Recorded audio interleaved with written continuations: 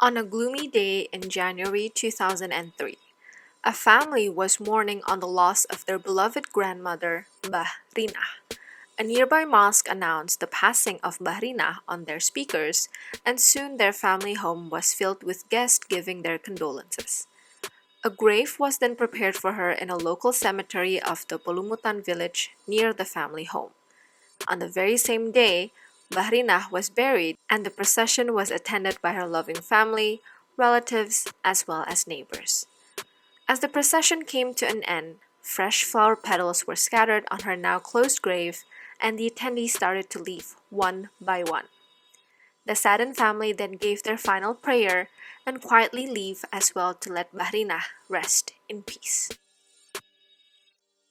However, that peace was shattered when distant relatives visited her grave the next day, wanting to pay respect. As they walked closer to her grave, they noticed that it was in complete disarray.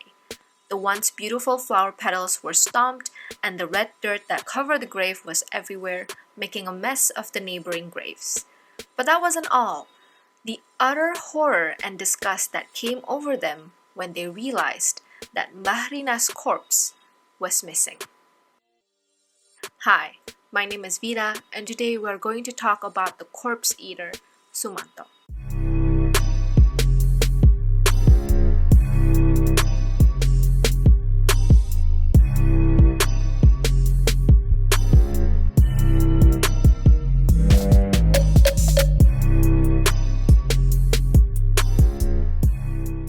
Sumanto was born in a very small and rural village of Pelumutan, Central Java on the 3rd of March 1972, and he was the oldest of 5 siblings. During his childhood, his family lived quite comfortably as they had received an inheritance from Sumanto's grandparents. He would also be known as an anak badung by his elementary classmates at SD Negeri Pelumutan 1. His day-to-day routine would range from helping his parents take care of the cattle to hanging out with his friends watching wayang, a traditional shadow puppet theater. Unfortunately, he wasn't able to finish his education. He dropped out of junior high school due to financial issues. His private life isn't so bright either. 2 failed marriages and a list of serious mental health problems that he had no way of coping due to lack of financial support. There are no concrete diagnoses on his mental health illness, but the villagers would testify that he would talk of grandeur delusions. He would constantly mention that there is an organization of the worlds where the leaders would tell him dangerous secrets, or he would talk on and on about conspiracies. Suffice to say, it would take a lot for you to understand his ramblings. On the 11th January 2003, Sumanto heard the announcement of Bahrina's death through the mosque's loudspeakers. He thought to himself that he would go to the grave at night and quietly take the body. When nighttime came, Sumanto grabbed his old bicycle and headed towards the grave. When he arrived, he quickly spots Bahrina's grave due to the fresh flower petals laid on top of it. In the dark and surrounded by tall trees, Sumanto starts digging up the grave with his bare hands. He then took Bahrina's body and threw away the shroud that was covering her, then put her in a sack and tied the opening with a wire to ensure that nothing can fall out. He then placed the sack on top of his bicycle rear rack and rode into the darkness. During his journey back home, he can't help but get excited to finally have food at home. He thought of the many dishes that he is able to create with the meat that he has. Satay, he thought. Satay would be the best option for tonight. When he arrived home, he took her body to his backyard where he proceeded to cut the meat around both of her thighs. When he had sufficient meat, he buried the body again in a grave 5 meters away from his shack. After making the satay, He couldn't wait any longer and instantly ate it with rice. Relieved that he no longer has the hunger pangs, he considered giving the rest of the satay to his family who lives with him. Unfortunately, they accepted the food. This family, who hardly ever eats meat, ate the meal with joy and finished it instantly. During an interview with Sumanto's father, Noryadi Karta, his son did mention that it was just goat meat. And of course, he believed it. The news that a grave has been dug up and a body is missing spread throughout the whole village in a matter of hours. The residents of Pelumutan village were fear-stricken and were also in a state of panic as they believed that the stolen body might be used in a dark ritual. This news even reached the Purbalingga police headquarters, who then immediately launched a full investigation. The authorities asked several people from the village on who they think might have done this. One of them mentioned that there is a man that likes to wear a necklace made out of the dried skin of a person's genitals. I wasn't able to find out how the witness knew about the material of that necklace. Maybe there's information that wasn't disclosed, so take this with a grain of salt. It wasn't long until a resident of the village, which happens to be Sumanto's neighbor, noticed a really foul smell coming from his shack. The neighbor and other residents of the village went to the police headquarters to inform on this particular matter. Other sources also mentioned that several search dogs were also used in the investigation, and they kept leading the officers to Sumanto's house. And they were right. The police found stacks of human remains and bones at the bottom of a well, and when they continued searching, they noticed a patch of land that has clearly been manipulated. Surely enough, Bahrina's body was found there. During the investigation, an interview with Sumanto was conducted by a reporter. However, I do believe that some of the information here should be taken with a grain of salt again, as we know that Sumanto's mental health has never been treated, and I assume that when they did this interview, he was at the peak of his illness. And this is how the interview went. How many people have you consumed? And who are they? I don't know their names. There were two people. One of them is Bahrina. Were you able to consume all the flesh from the two previous victims? Yes, I consumed everything. Within this interview, the police were also present. They asked several questions based on the forensic result and collected evidence. You cut her genitalia off and kept it. Why? It's to ward off sickness away from me. Who told you that? My spiritual teacher who lives in Temanggung. Are there any other parts beside the genitalia that you have preserved? The skin around the thigh. It is used to wrap around a dark offering, and I put a small mirror in it as well. What's the use of the mirror? To guard the spirit that's inside the skin. The spirit will be subdued if there's a mirror. And whose spirit are you talking about? Bahrina's spirit. Sumanto's case became a legal debate as to which article of the Criminal Code should be applied. The Criminal Code Article 362 on the matter of theft was considered. This article has been translated, however, I do not know whether this is an official translation due to the unusual wording.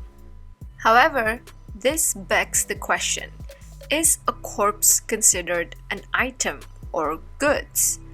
One of the prosecutors who were involved with the case lamented that a corpse cannot be considered as goods as it does not have any financial value. This led the prosecuting team to create a legal breakthrough. They expanded the term goods mentioned in the article as something that has inherent spiritual values between the object and the heirs. They were able to charge Sumanto with this article. He was sentenced to 5 years in jail but was released 3 years later on the 26th of October 2006 due to good behavior. However, as he suffers with several mental illness, he was rehomed to a rehabilitation center in the small city of Purbalingga. In the early stages of Sumanto's investigation, it was noted that his motivation in committing the act of cannibalism was to receive supernatural powers. His supposed teacher Taslim was briefly mentioned during the interview. He had told Sumanto to consume 7 corpses to receive this power. When asked by the police on why he needed the supernatural power, he said that he couldn't afford health care and his family would often go on days without food. He needed the power to turn his life and his family's life around. However, this was completely debunked by a TV show that aired in 2018 called Hijrah. They aired a special episode in the form of a documentary depicting Sumanto's life. This documentary included 2 important people from the H.S. Mustajab Foundation, where Sumanto is currently receiving treatment. The first person is Supono, a religious instructor who guided Sumanto in rediscovering Islam, and Ahmad, one of the caretakers in the foundation who was the only person willing to be his guardian. With their help, Sumanto's treatment was deemed quite successful. He was slowly but surely getting better, thus enabling him to have more lucid conversations with other people. During one of the long conversations that he had with Sumanto, Supono asked what really drove him into consuming human flesh. Was it truly due to his wants in receiving supernatural power? He answered no. It was because he was really hungry and he didn't have enough money to buy food. It was never to receive any kind of power. He recounted that every time he would hear an announcement from the mosque about someone's passing, he would go around the village to find the grave. Then at night, he would come and take the corpse. The only difference with Bahrina's case is that he forgot to close and tidy up the grave, which led to Sumanto's investigation. In other words, he has been doing this for a very long time, and that there were more than 3 victims. After his release from prison, Sumanto became somewhat a celebrity. He was invited to prominent late-night TV shows to discuss about his life. However, most of these shows would just constantly tease him on what kind of food he had for lunch and dinner, and disregarding the fact that he had never relapsed and have been working hard on his therapy. Basically, it was just a way for them to get high ratings through the shock value of, ooh, we have a cannibal in the studio. He might probably eat ya. Which, of course, didn't happen. A comical incident happened in 2016 when a series of action figures depicting famous as well as infamous icons from Indonesia were released and sold to the public. Sumanto, the cannibal, was one of the action figures readily available. Of course, this came with an exorbitant amount of criticism, mostly from official institutions such as KPAI, Komisi Perlindungan Anak Indonesia, or the Indonesian Child Protection Commission, and obviously from Sumanto and Supono themselves. He was furious that his past was brought up again, now in the form of an action figure. Siapa yang menyuruh kalian untuk menanyakan saya dijadikan boneka? Negara mana, keraton mana, berapa negara? Kita tuntut. Saya Sumanto, sanggup menumpes semuanya. Menuntut ya? Ya, menuntut, bukan hanya menuntut. Setakdirnya, segustinya, kami tumpes semuanya. Yang nyipta boneka harus minta maaf kalau kamu Oh harus. Ya. Tiada kekuatan daya upaya apa-apa untuk jabatan dan negara selain datangnya dari Sumanto. Wajib minta maaf. Wajib. Harus ya. Wajib. Ya. Tapi mau memaafkan nggak kalau dia minta maaf? mau. Mau ya. Bisa. Tapi harus langsung ya. Iya bisa. Harus langsung. Iya. In all fairness, the action figure does look more sinister. I don't know which part of the incident it's supposed to retell or who is this supposed to represent, but this guy might probably eat ya. But I digress. Remember the comical incident that I mentioned? Well, this is what happened. So, Supono and Sumanto was invited to a talk show to discuss their qualms about the action figure. But the dude just wanted a nap. Look at how uncomfortable the other panelists are. None of them were even willing to wake him up. So yeah, this incident went viral and became quite a meme. A couple of years later, in an effort to attract more tourists to the city of Purbalingga, the local government held a race called Chased by Sumanto, where just like how the name indicated, you will be chased by Sumanto until the finish line. It did garner quite a bit of attention as 800 people signed up for it. And in all honesty, they look like they're having a grand time. Supono would often get invitations to give religious lecture all over the world and Sumanto would tag along. On some occasions, Sumanto would also share his life experiences, albeit most of the audience had a hard time understanding his talk. Most of it are just random Javanese phrases being thrown around and the occasional singing. This is one of Supono's method to reintegrate him back into society and to push him to have more lucid conversations by building up his confidence. Of course, all of these activities are always under the watchful eyes of Supono and his team of caretakers. However, in early 2020, his dear religious teacher passed away in a fatal traffic accident. This left Sumanto tremendously devastated. He is currently still staying at the rehabilitation center and spends his time by praying as well as pursuing religious studies accompanied by his caretaker Ahmad. I still do not condone his actions, but it does serve a moral dilemma. Sumanto has always been feared by the other villagers even before this whole incident was uncovered. So people were hesitant to give him odd jobs around the village as he makes them quite uncomfortable. I'm also assuming that stealing was out of the question as rural villages like Polumutan would have a neighborhood watch. The able-bodied men of the village would patrol and go around the neighborhood to make sure that no suspicious individual or outsiders would wander around at night. Except for the graveyard, because it's creepy and nothing is of value there. Or so they thought. And that was the story of the former corpse eater Sumanto. Thank you so much for watching, and if you have commented and liked this video, thank you so much. It helps me out a lot, and I'll see you next time.